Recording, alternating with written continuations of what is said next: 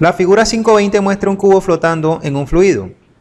Nos piden derivar una expresión que relacione la profundidad sumergida X, el peso específico del cubo, o sea, del material de que está hecho el cubo, y el peso específico del fluido. Sabiendo entonces que esto no es más que un balance de fuerza en condición estática, de forma tal de que la fuerza en el equilibrio en la vertical todas sean iguales a 0, vamos a considerar el marco de referencia positivo hacia abajo. Entonces, si usted de pronto imagina aquí el centroide como una esfera o algo por mirarlo del cuerpo, verá que hacia el centro de la vertical hacia abajo apunta el peso. Y sobre ese mismo centroide, pero del volumen que tendría entonces sumergido este cuerpo total, vamos a poner que está por aquí abajo más bien, un poquito más abajo porque hay menos profundidad, estaría hacia arriba la fuerza de flotación. Entonces, estas dos fuerzas son las únicas que interactúan en este caso. Viéndolo desde esa perspectiva, veamos que ahí la relación matemática que representaría ese caso, poniendo nuevamente por tela de su consideración, ¿no?, que la condición positiva es hacia abajo, el peso menos la fuerza de flotación debe ser igual a 0.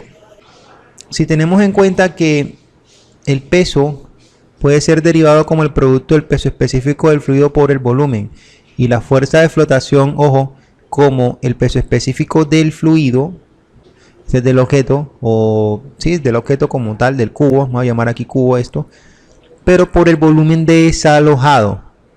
Hay que tener en cuenta esto porque no son iguales estos dos volúmenes. Este es el volumen de todo el cubo y este es del objeto que está sumergido o la región que está desplazando algo de volumen equivalente a lo que se sumerge de esto que es un cubo de color como ocre. Bueno, así las cosas, vemos que el peso y esta fuerza de flotación están relacionadas como peso específico del cubo por volumen del cubo menos peso específico del fluido por el volumen desplazado, que en ese caso estaría generando este efecto que se ve aquí. Si vemos el volumen del cubo, dado que tiene la arista S y es un cubo, tiene los lados iguales, ese volumen del cubo no es más que S a la 3. Y en el caso de la parcialidad que se encuentra aquí sumergida de esta sustancia, tendríamos entonces que la profundidad sumergida es X, pero el área transversal del cubo sigue siendo S por S. Entonces aquí tendríamos que el volumen desalojado no es más que S cuadrado por esa X. Entonces, si yo reemplazo esos dos datos, bueno, aquí considerando que esto es igual a 0, si yo reemplazo estos dos datos que acabo de deducir por mera geometría en estos dos apartes de acá, resultaría entonces que el peso específico del cubo por S como arista a la 3 menos el peso específico del fluido por el producto de S cuadrado por X debe ser igual a 0. Esto es un por.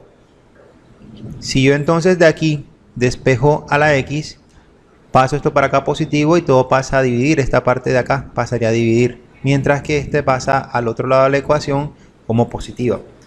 Entonces así las cosas, al despejar X, o bueno, vamos a hacerlo paso a paso, peso específico del fluido por S cuadrado X aquí es igual a peso específico del cubo por S al cubo.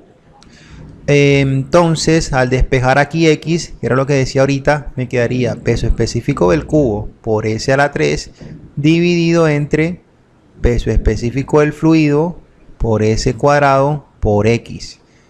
Aquí podemos cancelar estos cuadrados, esto es S cuadrado con dos de estos, y resultaría entonces que X es igual a peso específico del cubo sobre, bueno, aquí tuve un error, pues si yo despejo aquí esto no debe estar, ok, bueno, ahora sí, peso específico del cubo por peso específico del fluido, todo esto es relacionado por el producto a la longitud total de la arista.